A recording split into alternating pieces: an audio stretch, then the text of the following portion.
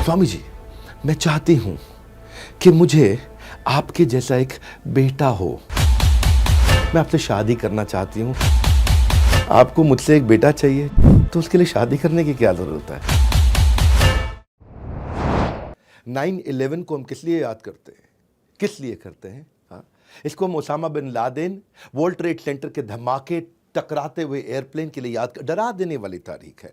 पर 9/11 की यह तारीख गर्व से सर को ऊंचा कर देने वाली तारीख भी है, जब स्वामी विवेकानंद शिकागो में brothers and sisters of America नाम का वो सुंदर सा प्रवचन उन्होंने दिया। 7,000 लोगों ने खड़े होकर के मिनटों तक, कई मिनटों तक गड़गड़ाहट के साथ तालियां बजाई। भारत के एक युवा सन्यासी भारत के विश्व गुरु के रूप में भारत को स्थापित करने के लिए गए।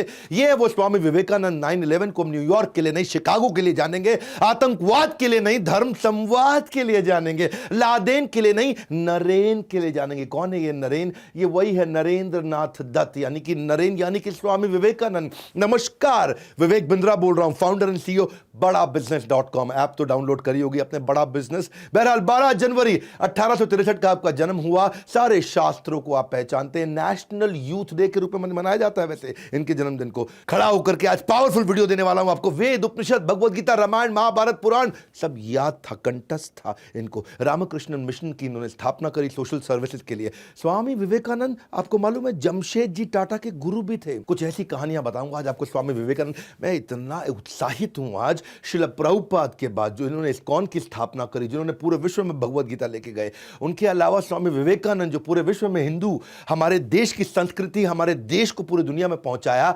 स्वामी विवेकानंद बचपन में थोड़े शैतान थे। माता पिता, बचपन से शुरू करते हैं ना, माता पिता उन्हें बोलते थे, इतना खेलता रहे, इतना शैतान है, हाँ, नरेन नरेन नरेन नरेन। और ये क्या है, चंपा का पेड़ इनके घर के आंगन में हुआ करता था, उस पे उसका टहनी थोड़ी कमजोर होती है, ये उस पर लटकते थे। समझाएं तो मानते नहीं थे, सारे दोस्त इनके उस पर लटकते थे। तो एक दिन पिताजी ने बुलाया, बोला कोई चाल चलता हूं। उन्होंने बुलाया, नरेन इधर आओ, सारे दोस्तों को बुलाया। बोला ये चंपा के पेड़ पे ना एक भूत पिशाच रहता है, और अगर कोई यहां पे इसकी डाली को तोड़ेगा तो वो आपकी गर्दन को मोड़ेगा, डाली को तोड़ेगा वो गर्दन को मोड़ेगा, डाली को तोड़ेगा वो गर्दन को मोड़ेगा। सारे बच्चे घबरा गए, अरे चंपा के पेड़ पे भूत है, डाली को तोड़ेगा वो गर्दन को मोड़ेगा। घबरा गए, सब भाग गए। नरेन यानी कि स्वामी विवेकानंद अगले दिन जाके फिर खेलने लगे।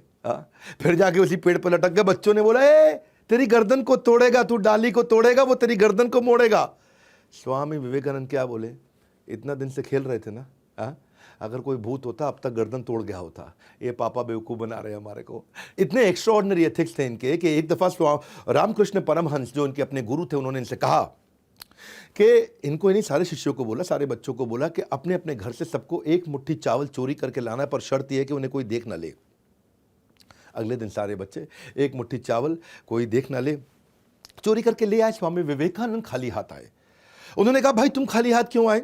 बोले, गुरुजी आपने कहा था मुट्ठी चावल तब चोरी करना जब कोई देखे नहीं, पर मैं देख रहा था कि भगवान तो मुझे हर समय हर जगह से देख रहे हैं, क्योंकि वो सर्वव्यापी हैं। बड़े जबरदस्त एथिक्स थे इनके बचपन से ही, बड़े केयरिंग, कंसर्न्ड और कंपैशनेट थे। स्वामी विवेकानंद के पिता का जब देहांत हो गया, इनका फाइनेंशियल बैकबोन पूरी तरह से टूट चुका था, परिवार पूरी तरह टूट चुका था, गरीबी में डूब गए थे।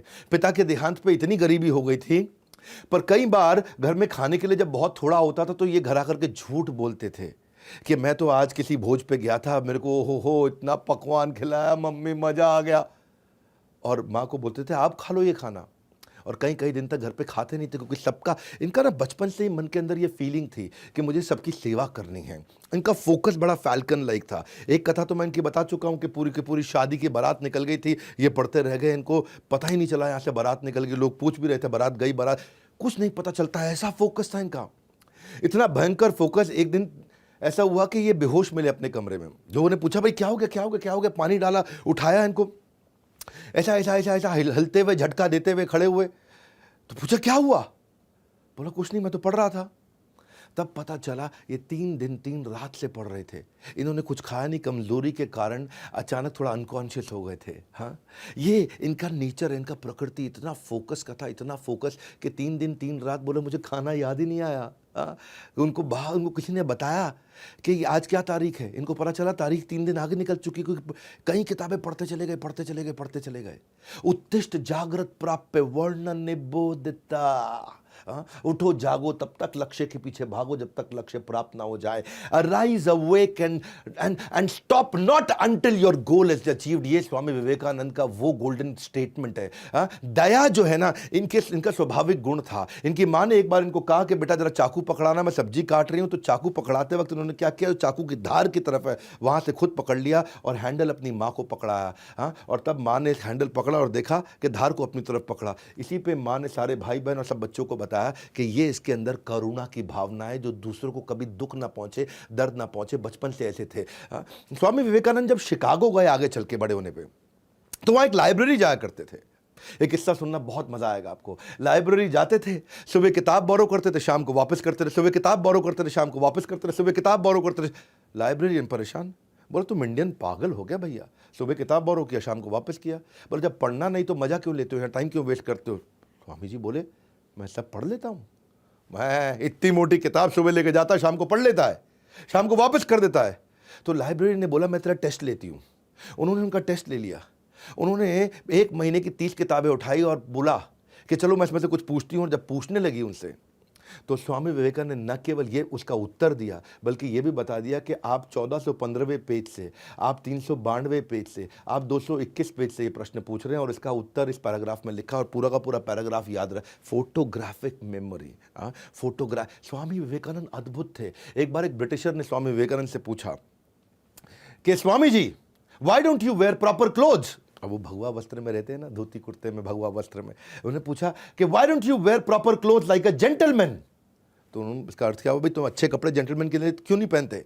तो स्वामी विवेकानंद मुस्कुरा के बोले कि आपके कल्चर के अंदर टेलर आपको, दर्जी आपको जेंटलमैन बनाता है, पर हमारे भारत में, हमारे कल्चर के अंदर हमारा कैरेक्टर हमारे को जेंटलमैन बनाता है। ये कैरेक्टर के बहुत पक्के थे। इनका एक तो इच्छा शक्ति और बुद्धि, ये 2 चीज़ बहुत ज़बरदस्त थी। ये वहाँ यूनिवर्सिटी में पढ़ा करते थे अमेरिका में। और एक दिन जब कैफेटेरिया में कुछ खाने गए तो थाली में भोजन लिया, जाकर के बैठ गए टेबल पे। जैसे ही टेबल पे बैठे तो वहाँ उनका एक प्रोफेसर बैठा हुआ। वो अंग्रेज प्रोफेसर इनसे चिढ़ता भी था, बहुत चिढ़ता था। हाँ, तो जैसे ही अंग्रेज प्रोफेसर ने देखा कि ये स्वामी विवेकानंद आके बैठ गया है, तो एकदम बोला वो, pigs don't sit next to swan. सुअर जो है हंस के पास नहीं बैठा करते हैं, ऐसा प्रोफेसर बोला उनको। स्वामी विवेकानंद मुस्कुराए, बोले सुअर हंस के पास नहीं बैठते। बोले नहीं बैठते। बोले ओके ठीक है, मैं उड़ जाता हूँ फिर। और उठ के प्लेट निकल पड़े। सारे बच्चे हंसने लग गए। वो सोच रहा था कि भाई इसको सुअर बोलूँ, ये कहते हैं मैं उड़ जाता हूँ। तो बेचारे प्रोफेसर की बेइज्जती हो गई। वो बोला मैं उड़ जाता हूँ, मतलब ये हंस तो सुअर। तो बेचारे जब सब हंसने लगे तो प्रोफेसर को बहुत बुरा लगा। उसने सोचा है मैं इसकी बेइज्जती करता हूँ, चिंता मत कर, तू क्लास में, तो क्लास में देखता हूँ। वो स्वामी विवेकानंद क्लास में आके बैठे तो प्रोफेसर ने कहा ए तुम खड़े हो जाओ। और स्वामी विवेकानंद को खड़ा कर दिया। खड़ा करके बोले अगर 2 थैले मिलेंगे बाजार में, एक में धन एक में बुद्धि, स्वामी विवेकानंद तुम क्या उठाओगे। तो स्वामी विवेकानंद मुस्कुराए, बोले मैं धन वाला थैला उठा लूंगा। बोले देखा, मुझको पहले ही पता था, है जी। तो बोला, प्रोफेसर बोला अचानक, बोला आप क्या करते। प्रोफेसर बोला मैं बुद्धि का थैला उठाता, बुद्धि जरूरी है। स्वामी विवेकानंद बोले ठीक बात है, जिसके पास जो नहीं है वो तो वही उठाएगा ना। हाँ, अब बच्चे बहुत जोर से हंसने लगे, है जी। उसने टीचर को फिर बेवकूफ़ बना दिया। लेकिन टीचर को जो है ना गुस्सा बड़ा, बोला इसको भी सिखाता हूँ, मैं अभी सिखाता हूँ। अगले दिन उसने टेस्ट ले लिया सबका, बोला सब टेस्ट दो। स्वामी विवेकानंद ने टेस्ट दिया, बहुत देर बैठ के बढ़िया टेस्ट दिया, इतनी शीट भर दी। तो जब प्रोफेसर के पास सारी शीट आई, प्रोफेसर साहब ने शीट पढ़ी नहीं और नीचे लास्ट में आखिरी शीट पर लिख के दे दिया इडियट। इडियट लिखा, वापस कर दिया, है जी। स्वामी विवेकानंद ने देखा कि भाई ये प्रोफेसर ने पढ़ा नहीं है और नीचे लास्ट में इडियट लिख दिया है। तो वापस गए प्रोफेसर के पास, बोले प्रोफेसर साहब, हाँ गुरुजी, आपने जो है साइन करके अपना नाम तो लिख दिया लेकिन मेरे को मार्क्स तो दिया ही नहीं। तो वो इडियट बता दिया कि आपने अपना, इतना तेज थे स्वामी विवेकानंद, इतना तेज थे कि प्रोफेसर बोले इडियट लिखा तो आपने साइन कर दिया मतलब।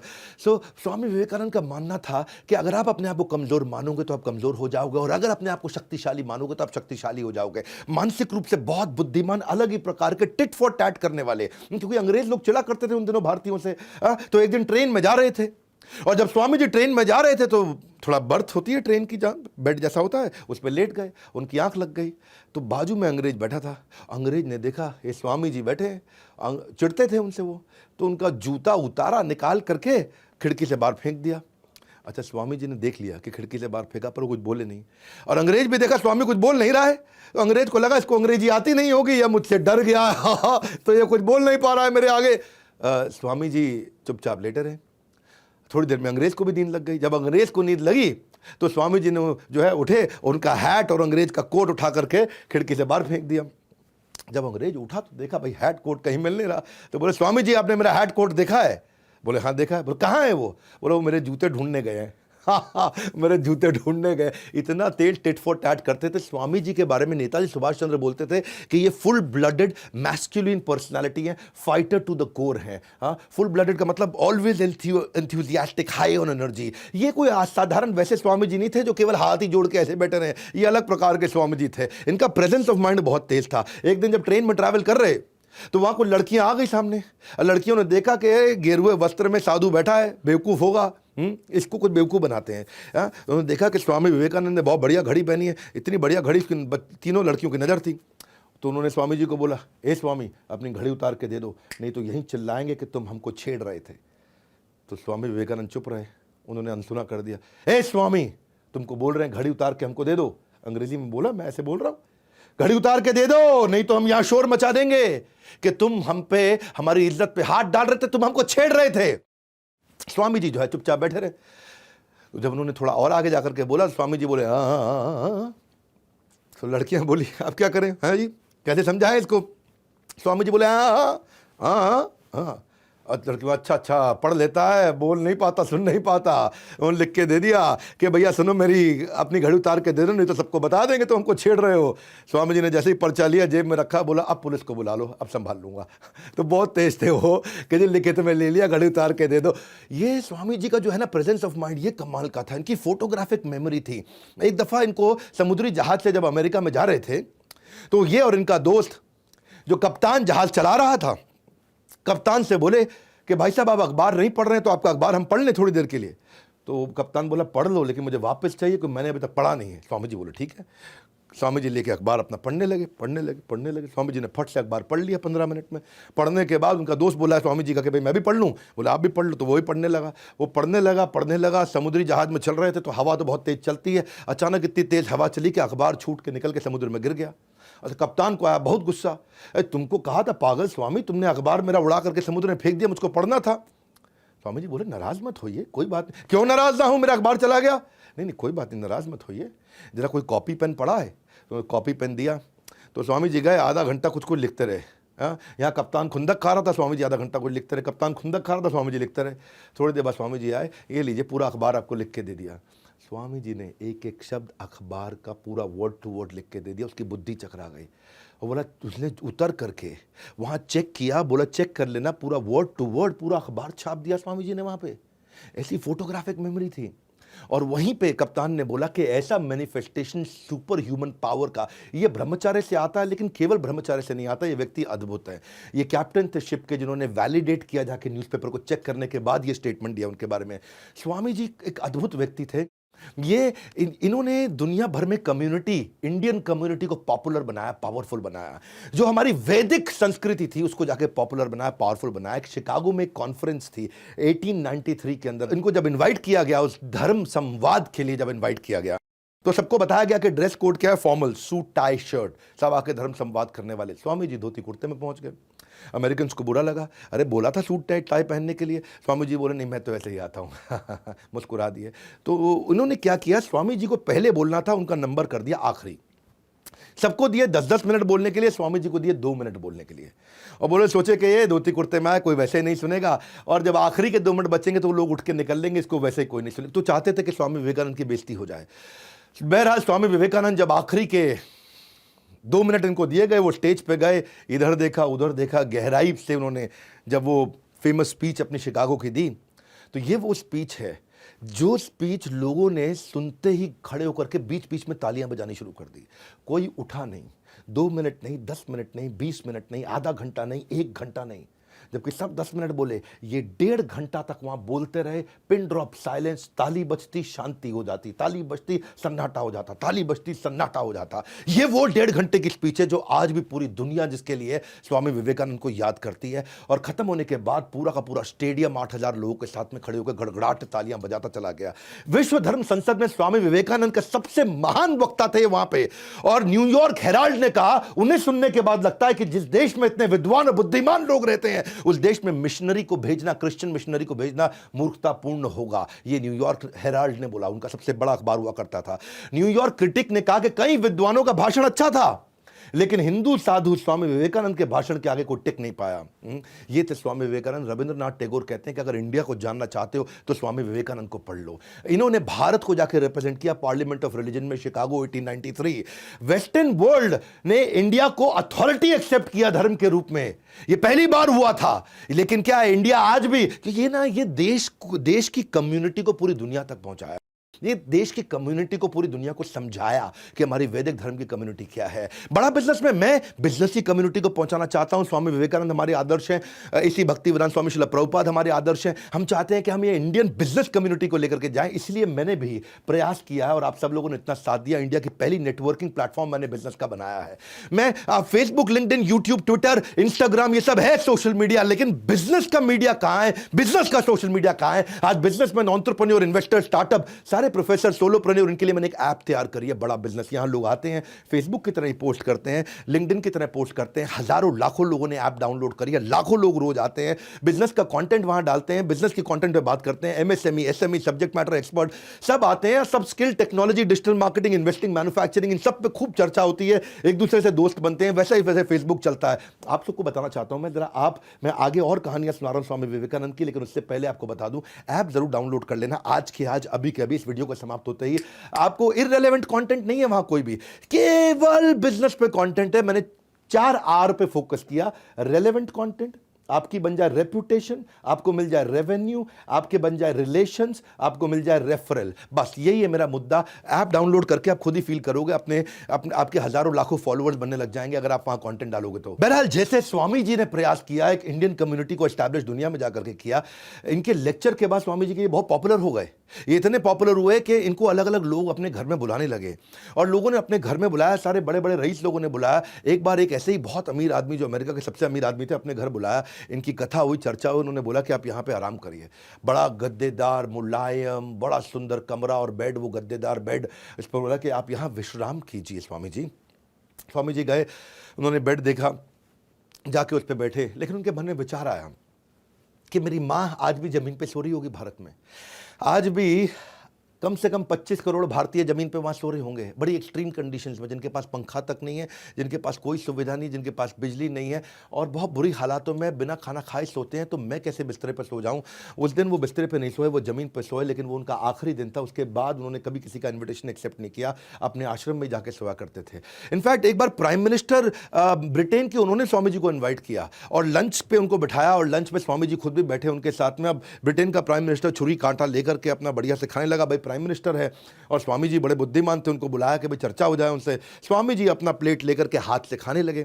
तो प्राइम मिनिस्टर उनकी तरफ देखा, उसको बड़ा बुरा फील हुआ, यार हम छुरी कांटे से खा रहे हैं यहाँ पे, अपने चम्मच से खा लो कम से कम, तुम छुरी कांटे से नहीं खा सकते। पर स्वामी जी अपना हाथ से खाए चले जा रहे हैं वहाँ पे, उनको बड़ा फील हो गया। तो उन्होंने से पूछ लिया कि आप इंडियंस इतने मॉडर्न एनवायरनमेंट के अंदर अभी भी हाथों से ही खा रहे हैं, ये क्या तरीका हुआ?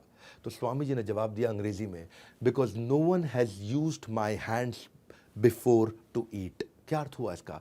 किसी ने मेरे खाने से पहले मेरे हाथों से खाना नहीं खाया है, लेकिन बहुत से लोगों ने मेरे इस खाना खाने से पहले इसी छुरी कांटे से खाना खाया है। यानी कि ये छुरी कांटे सब झूठे हो चुके हैं, मेरा हाथ आज तक मेरे ही मुंह में जाता है, ये दुनिया के मुंह में नहीं जाता है। स्वामी विवेकानंद का ये उत्तर सुन के ब्रिटेन के प्राइम मिनिस्टर बहुत हैरान हो गए। हाँ, भारत हमारा अभी परतंत्र था, स्वतंत्र नहीं था, लेकिन इतने बुद्धिमान लोगों को देख करके दुनिया, नेताजी सुभाष चंद्र बोलते थे कि इतने प्रोफाउंड, इतने कॉम्प्लेक्स थे कि if he had been alive, I would have been sitting on his feet। Hindi में कहूं तो स्वामी जी इतने महान गहन थे कि अगर वो जिंदा होते तो मैं उनके चरणों में रहता, ये नेताजी सुभाष चंद्र बोस कहा करते थे। इतने क्लेवर थे बियॉन्ड कंपैरिजन, इनकी बुद्धिमता। एक बार एक अंग्रेज ने क्या किया कि बहुत सारी किताबें रखी और बुलाया अपने घर पे, ये देखो। अच्छा, नीचे रख दी उसने भगवत गीता सबसे आखिरी में, और सबसे ऊपर रखी बाइबल। ये देखो मेरी किताबें, इतना पढ़ता हूं मैं, सबसे ऊपर देखो बाइबल है। तो स्वामी जी मुस्कुराए, फिर बोला ठीक लगाया ना मैंने सारी किताबों को? उसने बेइज्जती करना चाहता था कि भगवत गीता नीचे कर दी आखिरी में, बाइबल ऊपर कर। स्वामी जी बोले बिल्कुल ठीक लगाया आपने, बहुत अच्छा लगा है। हाँ? अच्छा, वो अंग्रेज़ हैरान हो गया, उसको लगा स्वामी जी बुरा क्यों नहीं माने अभी तक।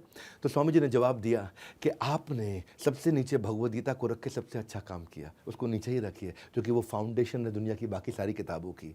जैसे ही आपने भगवत गीता हिलाई, बाकी सारी किताबें नीचे गिर जाएंगी, और जब तक भगवत गीता को फाउंडेशन रखोगे दुनिया चलती चली जाएगी। ये थे स्वामी विवेकानंद, महिलाओं को उतना रिस्पेक्ट किया करते थे। लेकिन एक दफ़ा ये थोड़ी महिलाओं की कहानी सुनाता हूँ आपको।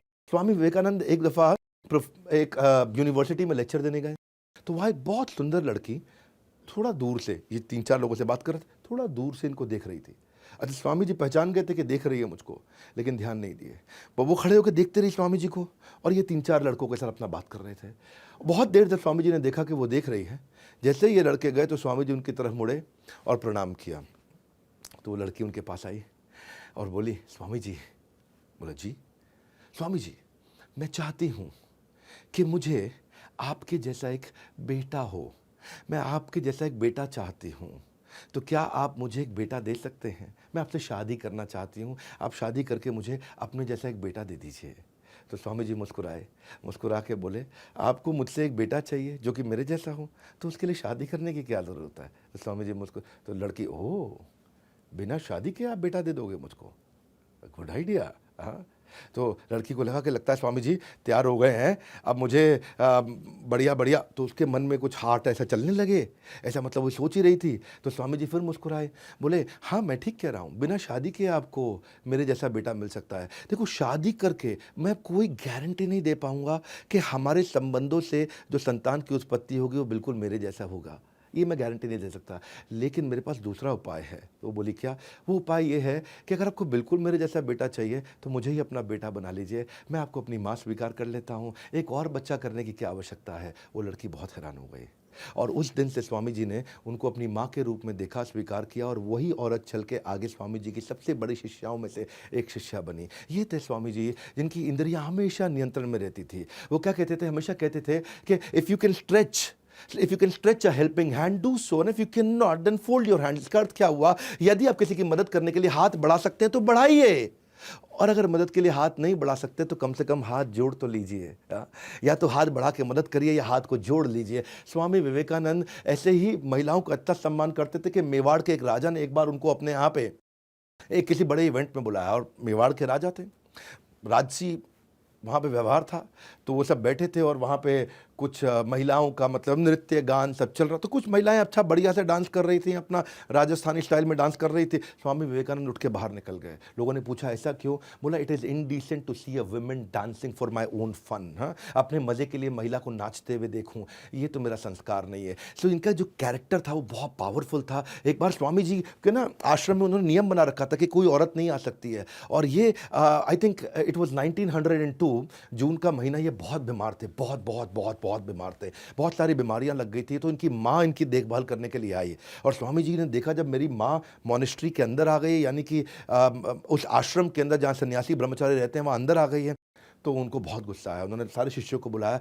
बोला मेरी माँ को ले जाओ यहाँ से। तो उन्होंने बोला, नहीं, आपका ध्यान रखने के लिए आए, आप इतने बीमार हैं। बोला, रूल इज़ रूल, सबके लिए बराबर रूल है। हाँ, ये मेरी माँ भी अंदर नहीं आ सकती है। तो उनकी माँ भी ब्रह्मचारी आश्रम तक चली गई, और 39 साल की उम्र में उसी साल अगले महीने उनका देहांत हो गया, इतनी सारी बीमारियों के कारण। उस समय उन्हें 39 बीमारियाँ थी, कैंसर भी था, क्षमा चाहता हूँ 31 बीमारियाँ, 39 साल की उम्र, migraine, tonsils, asthma, persistent fever, liver खराब हो गया, किडनी खत्म हो गया, इंडाइजेशन। ये 1 घंटे से ज़्यादा सोते नहीं थे कभी। इनको गैस्ट्रोनॉमिक्स, ब्लोटिंग, इनको सर्वाइकल की समस्या, बैक में पेन, इतनी सारी बीमारियां इकट्ठे हो गई इनको। 31 बीमारियों के साथ, हार्ट प्रॉब्लम के साथ, कार्डियक अरेस्ट के कारण इन्होंने देहांत हो गया इनका। वो कहते हैं कि हमेशा ये बोल के गए हैं स्वामी विवेकानंद, एक चीज़ जो मुझे अच्छी लगी, don't forget who is helping you. कभी भूलना मत जिसने तुम्हारी मदद करी है। हाँ, कभी उसके साथ द्वेष मत करना जिसने तुमसे प्रेम किया है, और कभी उसको लूट मत लेना जिसने तुम पे विश्वास किया। Don't forget who is helping you, don't hate who is loving you, don't cheat who is believing you. ये थे स्वामी विवेकानंद।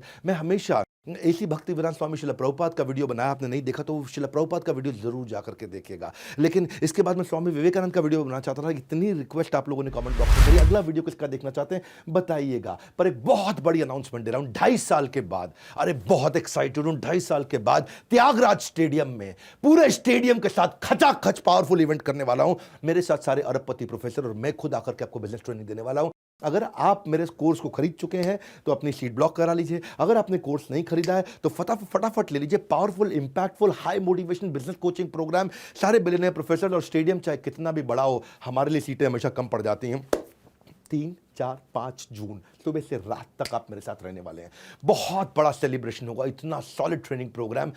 मैं आपको साफ बात बताऊं, कितना भी बड़ा स्टेडियम क्यों ना ले लें, सीटें हमेशा कम पड़ती हैं, लोगों को वापस लौटना पड़ता है। अच्छा, इसमें कुछ स्पेशल सीट भी हैं, बिजनेस लाउंज सीट, उसका पता कर लीजिएगा, ये फर्स्ट रो होती है। फिर रॉयल डायमंड सीट, ये आगे की कुछ रो होती हैं। और फिर डायमंड कैटेगरी सीट, ये सारी की सारी प्रीमियम सीट्स होती हैं। ये केवल लिमिटेड है, चुनिंदा कस्टमरों के लिए, बाकी स्टेडियम में सब लोग बैठ ही सकते हैं। ये सीट्स लिमिटेड है। अगर आप बिजनेस लाउंज लेना चाहते हैं तो बिलियनियर प्रोफेसर्स के साथ उठ सकते हैं, बैठ सकते हैं, हमारे साथ उठ सकते हैं, बैठ सकते हैं।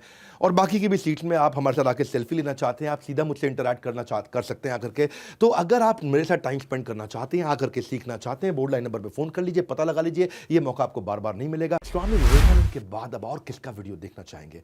मैं आपको बहुत सारे वीडियोस वापस देना चाहता हूं, फिर वापस आके खड़ा हुआ हूं और इस बार पूरे फोर्स के साथ फिर बहुत सारे वीडियोस लेके आने वाला हूं। जैसे मैंने पिछले साल बहुत सारे वीडियोस लेके आया था, इस बार बहुत सारी personality based case studies. Comment box में जानना चाहता हूं आप किसका वीडियो देखेंगे। और स्वामी विवेकानंद को प्रणाम करने के लिए नीचे कमेंट बॉक्स में उनका आशीर्वाद लेने के लिए, मुझको भी आशीर्वाद देने के लिए कि उनका आशीर्वाद मिले, हमारे साथ जुड़े रहने के लिए, वीडियो को सही लोगों तक पहुंचाने के लिए आप सबका हृदय की गहराई से प्रेम पूर्वक बहुत बहुत धन्यवाद।